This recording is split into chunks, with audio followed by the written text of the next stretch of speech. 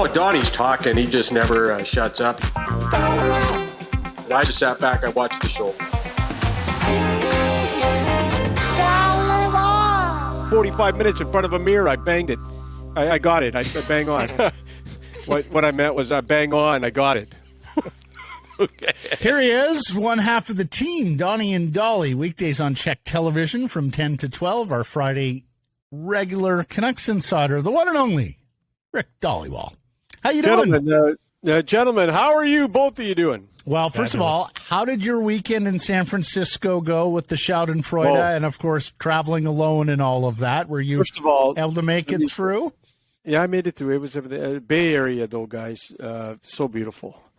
Mm-hmm. Like just the drives, the highways. It's beautiful. It really is one of the nicest places, the Bay Area down in the U.S. Had a good time. I used the word Schadenfreude or whatever it's called. I was into the Crown and we were with a bunch of guys and I used it and the guy looked at me and goes, "What the hell is that?" Used it I go, "There's an idiot." Yeah. I said, "There's an idiot in Vancouver named Blake Price who uses it," and he just said he's never heard it in 40 years. And he's a huge 49ers, Raiders. When the Raiders were there, all this big sports guy. And I said, "Have you ever heard Have you ever heard of the word Schadenfreude?" He says, "No." He says, "What kind of stupid word is that?" He says, "Sports fans down here don't use stuff like that at all." Well, sorry, he's a fan of what though? Fan of which teams? The 49ers. Yeah, it's a team that wins. He doesn't have Schadenfreude. That's why. Just never mind. I've been in this business 33 years, and the frickin' first time I ever heard the word was with you, Price. No one else. No owner in hockey or GM or coach or scout or player has ever agent. Not even the agents use that word, for crying out loud, Blake. Agents know numbers, not words. Yeah, that's true. Well, glad that you're back in one piece. Glad you have a marvelous weekend, that you were able to get there on your own in time and even drive around the Bay Area, Rick. In fact, quite impressed.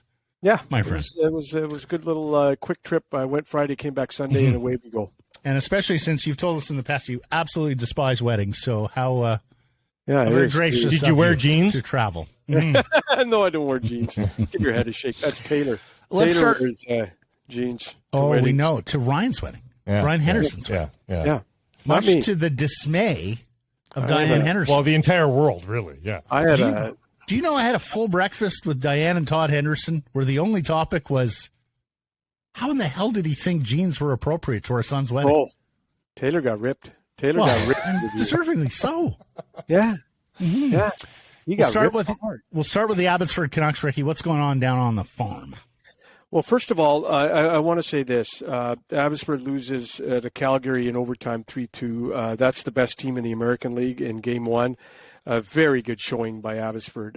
That's the best team in the American League. They got the best goalie in the American League. They got the league MVP, the goaltender Dustin Wolf, and Abbotsford outshot them 34-32. A very, very good showing. I was talked to a pro scout was at that game in Calgary, and he said he was very impressed with Abbotsford. The thing that I wanted to tell you guys is a lot of people ask me why Podkolzin isn't playing for Abbotsford. I was told this morning that not quite yet ready to play. He was injured, remember, late in the season with the Canucks. Maybe next week. It was told to me like this. Maybe next week, Podkolzin for the Abbotsford Canucks, and that would be huge because the series shifts next Wednesday to Abbotsford. So wouldn't that be something if Podkolzin came back? But I'm just saying he's not done for the year. There's a possibility. All the more reason to win one of these two games, right? Either tonight or Wednesday, because then you'd have a better, even greater chance of Podkolzin playing.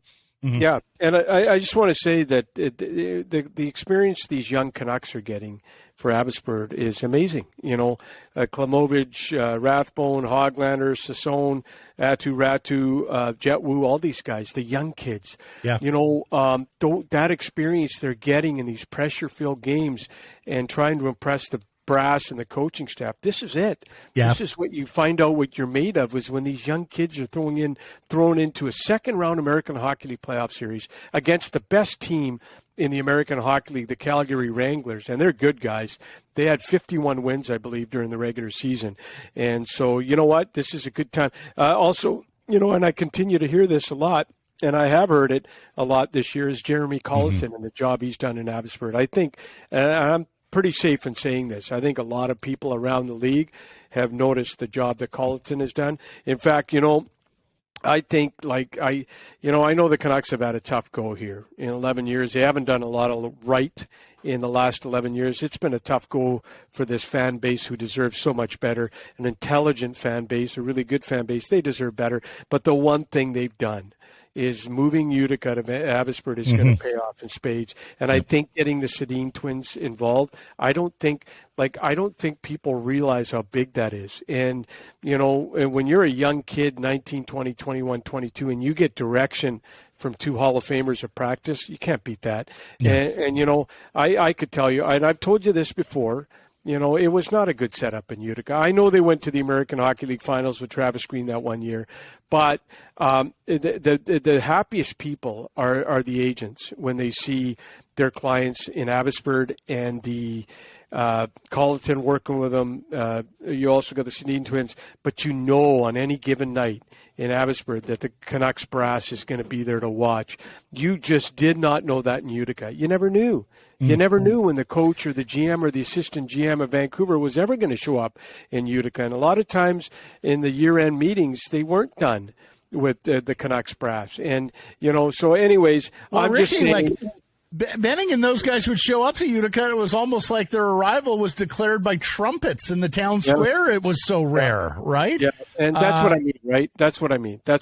Yeah, and the benefits, and we've gone through this, there's a scenario next year where Spencer Martin can be your backup goaltender on the roster, but effectively Artur Silovs is playing the backup games because of the proximity, if it happens to work out scheduling-wise. And you mentioned Ratu, that fantastic bar-down goal in Game 1, and that was needed because the young man didn't play a whole lot in that deciding game against Bakersfield. How much did the Höglander performance in the first-round series, as brief as that one is, just 2 games, but he was very good in those 2 games. How much does that change his forecast with this franchise, never mind his NHL forecast, which I think some people would still debate, too? It's an interesting time for Höglander. First of all, his contract's up. He's an RFA. He can really show management here what he's made of with a strong playoff for Abbotsford. But here's the thing, guys. What is he, 2 games shy of being a waiver wire? What's the thing? Next year he's going to require. Yeah, he loses his waiver exemption. In 2 games. Yeah, exactly. 2 more games. So that was a factor in sending him down to Abbotsford and keeping him down there this year. And he can work on his, puck management and defensive play, which got him in trouble with Boudreau and Green as well at times. But he's young enough where you don't give up on him. But the Canucks have a surplus of wingers in Vancouver. You can use him in a trade as a sweetener to get rid of a bad contract if you wanted to as well, especially now that Alvin has said that he doesn't want to use buyouts.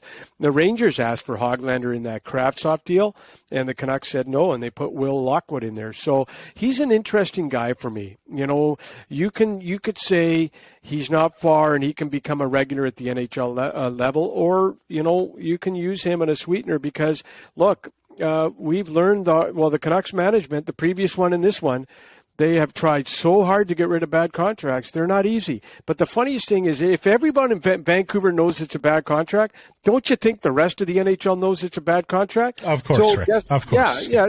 So it's not easy to move. It's not easy to move.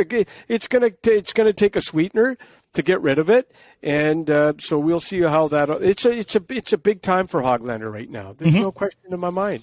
And the other thing I want to say about Höglander is that with Elias Pettersson not going to the Worlds because of the insurance, I wonder if Höglander can sneak onto that roster. Obviously, Sweden's talked about him. In fact, I know they have. I talked with the Swedish GM, Sam Alam, this week. But a couple of things depend on if Höglander goes. I think, what's his role going to be? Okay, that's one. And you guys know, both of you, that Sweden is going to try and add some veterans after round 1 of the NHL playoffs. Because, after the round 1 of the NHL playoffs, someone always pops up. We'll see about Höglander, but Sam Alam, the GM for Sweden, he likes Höglander. He likes Niles Amon as well. So it's going to be interesting to see if either one of those two can sneak on to the roster. Well, speaking of Swedes, Jonathan Lekkerimäki, and we talked to Mike Zander, a Swedish hockey insider, earlier this week, who calls games over there, former NHLer and a guy from Trail BC, that Lekkerimäki is effectively redeeming what was a not very good regular season by having this extraordinary playoffs for Djurgårdens in the Allsvenskan as in the Allsvenskan as Djurgårdens hopes to get promoted back into the SHL. I'm happy for him because you know what we do, and the media's guilty and the fans are guilty when a kid gets drafted. If he has a tough time, we all get negative on him. And then if he's doing good, we overpump the kid. And then if he's doing bad, we all, get all sour on him. There's no direct line in development. They have their peaks and valleys. They have good years, bad years. Okay, so I'm going to tell you something right now. I talked with his GM there in Sweden, KJ Stoppel, this week about why he's having a great playoff run. And he said, look, Stoppel said he's healthy. There's no illness. He had, mono. His pace is better. I think there was, when you say pace, I'm not saying conditioning. I'm saying pace. There was pace problems earlier in the year. There's not a problem with his pace anymore. He's got confidence. That's huge for a goal scorer. He traveled too much in the past year, guys. He had U18s. He had World Juniors, 2 of them. He traveled a lot, did a lot of tournaments, didn't get a lot of quality practice time. So the GM's really happy with him. They're all happy with him right now. It's a good sign for the Canucks. Just like I told you a moment ago about those young kids in Abbotsford getting playoff experience. Well, Lekkerimäki's in the same boat. He's 18, guys. He's not 20. He's not 21. He's not 22. He's 18. Playing pro hockey in the Sweden and producing in the playoffs. That's an absolutely wonderful sign. Now, I want to tell you something else about Lekkerimäki. There's a couple of sources in Sweden that told me that that's where Lekkerimäki could end up next year. The early word is the Canucks would like to play him in Sweden next year, but that can always change. And we've always learned in hockey, what you hear in the hockey circles one day is not happening 2, 3, 4 weeks later. People change their minds. That's okay. Why not Abbotsford for Lekkerimäki, guys? You can keep an eye. Just let me finish. Yeah. You can keep an eye on them. You can have the Sedin twins work with them every single day of the week. When Lekkerimäki was drafted, the Vancouver Giants had his rights. The Vancouver Giants told the Canucks, look, send them to us. We will allow the Sedin twins to work with them at the Giants practices. You guys can keep an eye on them. He'll be in your backyard. But there's also a familiarity with Swedish players who want to play in Sweden. So the Canucks also looked at it that way. So I don't know. So I'm hearing a lot of things about Lekkerimäki. Will he sign this summer? Does he stay in Sweden? Does he move up a league to the SHL? Does he go to Abbotsford? So a lot of things. This is a big draft pick for the Canucks because of the previous regime trading so many first-round picks. This is the first one for the new regime, and I think he's a goal scorer, guys. And absolutely right, Rick. Yep. Absolutely right that it's a big pick for them. He's got to turn out, given the number of picks they have traded out, and of course they've traded out picks from this upcoming draft as well, at least the second rounder. The discussion we had with Xander on Wednesday was that if Djurgårdens gets promoted and plays in the top division of Swedish hockey, then that's a step up for him, and that's good development-wise. If Djurgårdens stays in the Allsvenskan, Abbey or the Vancouver Giants, I think you might be onto something. In Abbey, though, how many sort of really young forwards do you want to give Jeremy Colleton and say, Jeremy, go out and make sure Atu Ratu, Danila Klimovic, and a 19-year-old Jonathan Lekkerimäki all get enough ice time on your club? That could might facilitate be a trade in Sweden though as well. And just in truth in our taping here, they're in the third period right now, tied, trying to earn that promotion or earn Game 7. But even if Djurgårdens loses this series, they could find a way to get him into the SHL. So I think all options are still open there. Yeah, you know what? Just do what's best for the kids' development. We see kids jump a league too early. I was always told by a scout many years ago, there was a kid climbing the rankings in Junior A, Junior B in the dub. And I remember always say, you know what? Dominate one league before you try another one. Dominate one league and then move higher up. And so, you don't want to do it too quick. The Giants would have been perfect for him, but they wanted him to play against men. And so he did that. And by the way, he can't play for the Giants next year. He's not on their protected list anymore for Euros. So he can't go to the Vancouver Giants next year anyways. Just do what's best. Just do what's best for the kids' development and go from there. What else do we have here? Kyle Burroughs. Kyle Burroughs. Is that just over? Kyle Burroughs is done as a Vancouver Canuck rookie? You think there's any chance? Yeah, Blake, you never say never. It's still early, and, July 1st is a long way. But I've been told this morning, no talks yet with Kyle Burroughs about a new deal. No shortage of fans and media, though. Love this guy for a really good reason. He's a Langley native, first of all. You always cheer for local kids. Good player, sticks up for his teammates. But here's the thing I'm going to throw at both of you. When you look at some of these blue lines in the NHL playoffs, what do you see? They're massive. They're just massive. Seattle's blue line. Everyone's over 6 feet and 200 pounds. Canucks don't have a big, huge, thick blue line. They haven't had one in a long time, and it's not full of grit. And that's what Burroughs brings. He brings bite back. He sticks up for his team. Myers is the only defenseman they got that's well over 200 pounds. And you look at Luke Schenn, okay, 10 hits in the last game in Tampa Bay. 10 hits, guys. Nobody was close to Luke Schenn in the game, not the game last night, but the game 4 in Tampa Bay. Nobody on either team was close to Luke Schenn's his 10 hits. It's going to be interesting to me, guys, if the Canucks go after Schenn on July 1st, if he doesn't sign with the Maple Leafs. There wasn't a bigger Luke Schenn fan than Rick Tocchet. He plays the game the same way Tocchet played the game, and you saw Tocchet rave about Vegas. Remember Vegas was in town, and Tocchet went out of his way to rave about the size and the mobility of the blue line in Vegas. So I don't know. They got to get bigger on the blue line. I think there's no question about that. I wonder if that's playing into a factor in their thought process on Burroughs. I don't know. Like I just they haven't touched base with his agent Ross Gurney as of yet, but who knows? Maybe they do in the near future. But that's a kid I'd like to see back. Marvelous stuff, Rick. Thank you for this. Look forward to next Friday already. Always a pleasure, Matt. What about Blake? No. Not going to say that. Okay. He's like Henderson. He causes me too much grief. Like, it's just constant, and they're in the no fun zone too. Both of them. I've never met two guys in the no fun zone like these guys. There's no shits and giggles with them. Zero. Zilch. None. Yeah. And we're in the fun zone right now. Both in the fun zone right now. Bye. See ya.